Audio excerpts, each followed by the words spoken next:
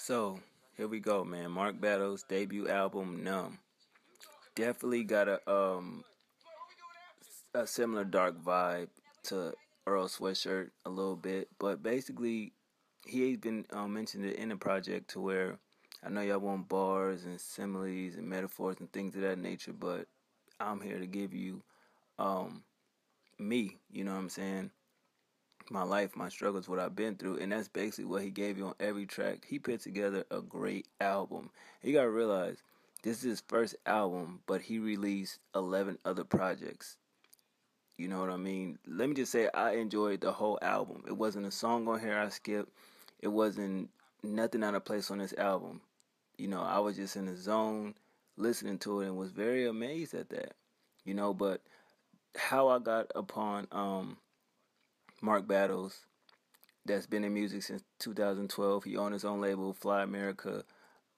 He only 24 years old, rapping Indiana, but 11 projects, and it was a Saturday School mixtape that he released that first brought me to his catalog. I mean, he released two previous projects, since 2011, Good Morning America, in 2011, 2012, Walking Distance, 2013, he released the Saturday School trilogy. 2013, he released Broken Silence, Black Einstein 2014, Preseason 2014, Lost in Reality 2015, Shelter Food in 2015, and Until September 2015. So as you see, he always was on his grind. You know what I mean? That's 11 projects within 3 years. And Hegel his, 12th project, which is his debut album. It's incredible. He got some great production on here. A lot of it is semi-dark. A lot of it is, up-tempo. And as far as the features, they fit perfectly. Of course, Derek Lou, you already know who that is.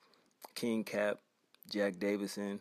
Who else on this joint? King Los, Maya Evans, Brittany Janae. Definitely just a good body of work.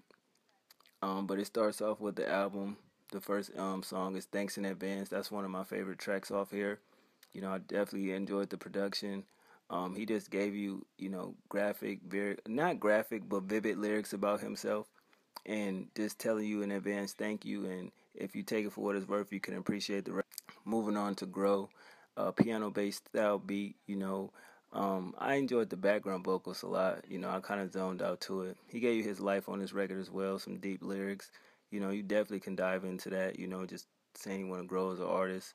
You know, and I can appreciate that. The next track, The Way We Do, featuring Derek Lou, that beat, I can't think of where I heard it at, but I think when you hear the album or if you listen to it, we all heard that beat. So if somebody catch that beat, definitely leave it in the comments. Let me know what song did that beat come from originally, because I know I heard it before this year or last year. But the beat was cold, man. I definitely enjoyed the melody. Derek Lou came through, solid verse. Of course, Mark Battles delivered on this song as well. Definitely a good one. Going into Chicken, basically about making money. Definitely got a dark, introspective style song right here. He basically, his life inspired the lyrics.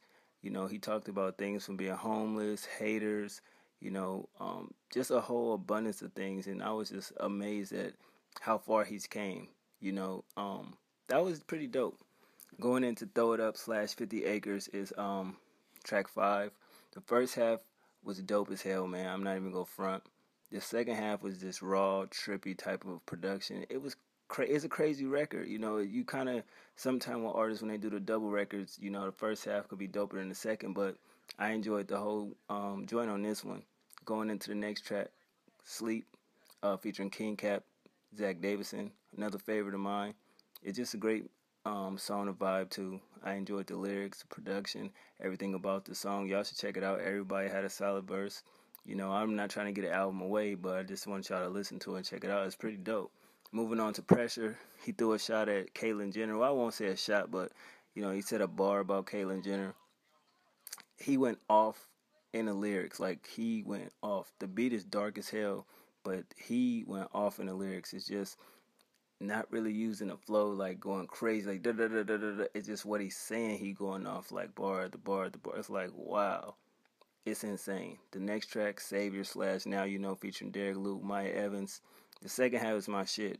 You know, Savior, the first half is not bad. You understand who the Savior is and what he's referring to and everything like that. But this the second half was just crazy. That's my shit. Moving into number 9, Need Your Love, another favorite of mine. He went bar crazy on this song as well. The Meek Drake bar was just crazy. His wordplay was insane on this song. Definitely y'all should check that out. I was rolling the way he used Meek Mill and the Drake shit. Like, that shit was crazy. But going into number 10, actually the name of that song is Going, featuring King Los. The beat is not the best, but the bars made up for it by far. King Los definitely came through and delivered. Um, yeah, it's nothing bad I can say about that record. Going into number 11, Just Life, featuring Maya Evans. And basically, shit happens, you know. The production is amazing. You know, you're just talking to a female, some real shit. You know, talking about a certain situation, and you know that may have been a fucked up situation, but we can make a bad thing good again. You feel me? And I thought that was pretty dope. Track 12, Numb to It, another favorite track of mine, featuring Brittany Janae. Dark production. You know, I definitely like that beat. I ran this song back twice. It's just the pain, the life, and his struggle that you hear in the record is just some of the shit I can identify with this. Like I said in I forget what review, the darker, more introspective style theme albums, I can relate to them more because of my personal experiences that I've been through. And if you ain't been through it, you will listen to it and like it, but you won't really catch everything that you're supposed to catch. And this song right here is why it's my favorite, because I caught everything he was saying. And the last track, Reasons, I like that El Chapo bar that he had. The beat is kind of wavy. I kind of fuck with it. I definitely like that sample. And it was a great album closer, in my personal opinion. Lyrics was A1. Didn't miss a beat. Overall, this project is a fucking 10 out of 10. I enjoy every record on here, all 13. Production is 10 out of 10. If you go on iTunes or wherever you got to purchase it, this is definitely worth the purchase. You feel me? It's just an amazing project for your debut album. And of course, you're looking at the cover, and some go say, well, it kind of remind me of Earl Sweatshirt. You know, I don't think that he's being original and everything like that. I mean, this kind of different from, you know, his last couple projects.